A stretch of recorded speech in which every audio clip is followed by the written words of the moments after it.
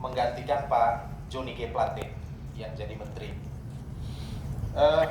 Sikap PDI Perjuangan Nusa Tenggara Timur fraksi itu sudah jelas mendukung sektor pariwisata sebagai prime mover, dan dengan demikian menolak pertambangan ini di Manggarai Timur dan juga bahkan di NTT.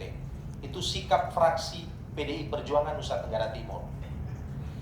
Saya secara pribadi sebagai anggota Komisi 4 selalu bicara NTT itu nelayan ternak tani. Kalau mau bangun pariwisata, ya pariwisata di NTT itu perspektif dasarnya itu adalah konservasi, bukan eksploitasi, bukan pembongkaran. Dan pariwisata di Nusa Tenggara Timur harus dibangun di atas tadi yang saya katakan, nelayan ternak tani.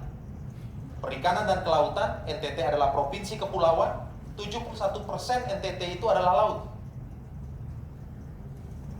Nah, laut kita belum kita berdayakan.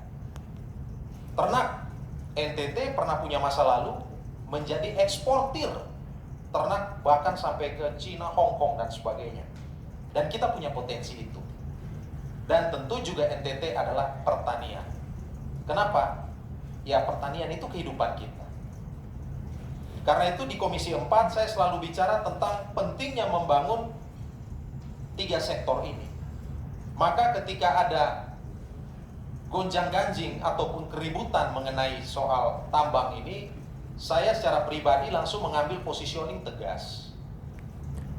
Secara pribadi saya langsung mengambil positioning tegas. Menolak. Yang berikut saya ingin katakan bahwa mayoritas kepala daerah kita itu tidak pernah peduli pada pembangunan dan pengembangan pertanian. Kenapa? Ya sulit. Kalau pertanian dan perkebunan hari ini menggeliat di banyak daerah, itu kerja masyarakat sendiri. Kerja komunitas, bukan kerja negara. Negara tidak pernah hadir membangun pertanian. Maka ketika kemudian dikatakan sektor pertanian itu sektor yang membawa kemiskinan, ya karena memang tidak pernah diurus. Dan paling gampang adalah mengeluarkan izin untuk investor kemudian melakukan penambangan. Nah karena itu mungkin paradigma kita, mindset kita harus dibenarkan dulu.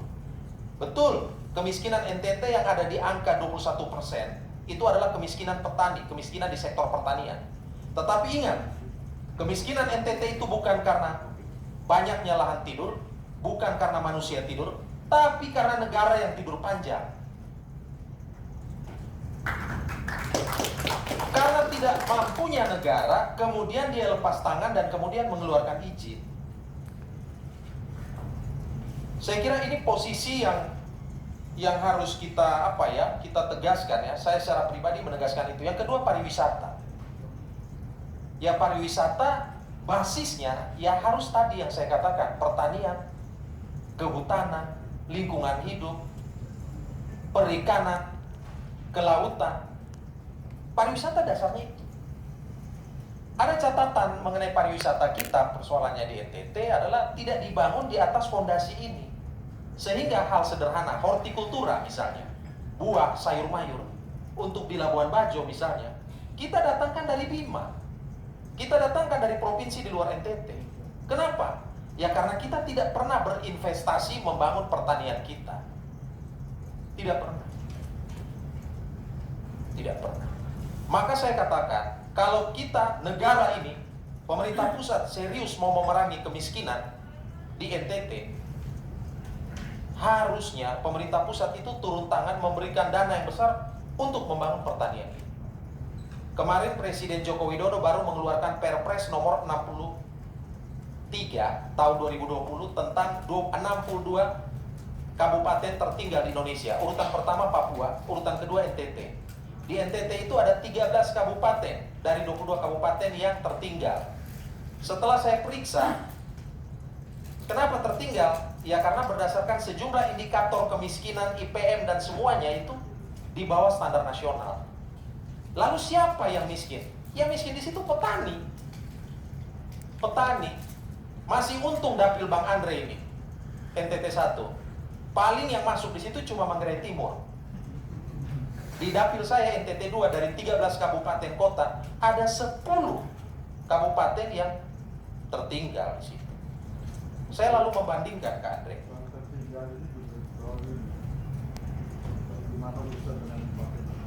Ya, jadi ya saya kira di Flores masih agak untung, saya lihat ya, masih ada tanaman perkebunan, masih ada kopi, ada coklat, masih mendingan gitu loh. Tapi di Timor, waduh, mengerikan. Di Sumba pun juga seperti itu. Tetapi secara pribadi saya menyambut ini, dan saya sebelum bertemu dengan Bapak Ibu sekalian, saya juga di WA Group juga saya sudah terang-terangan lah menyampaikan sikap seperti ini. Karena ya kalau mau bicara NTT, masa depan NTT ada di yang saya katakan tadi, di Komisi 4. Nah, ya mungkin karena terkait dengan itu, saya usulkan mungkin suatu ketika perlu juga audiensi dengan Komisi 4. Ya, di Komisi 4 dari NTT itu ada saya, ada Pak Edward Tanu, dan ada Ibu Juli Laiskodat. Dan karena ini ada di NTT 1, ya mungkin Bapak Ibu bisa ngobrol terlebih dulu dengan Ibu Juli Laiskodat sebagai wakil rakyat dari dapil NTT 1. Mungkin itu Bang Andre yang bisa saya sampaikan.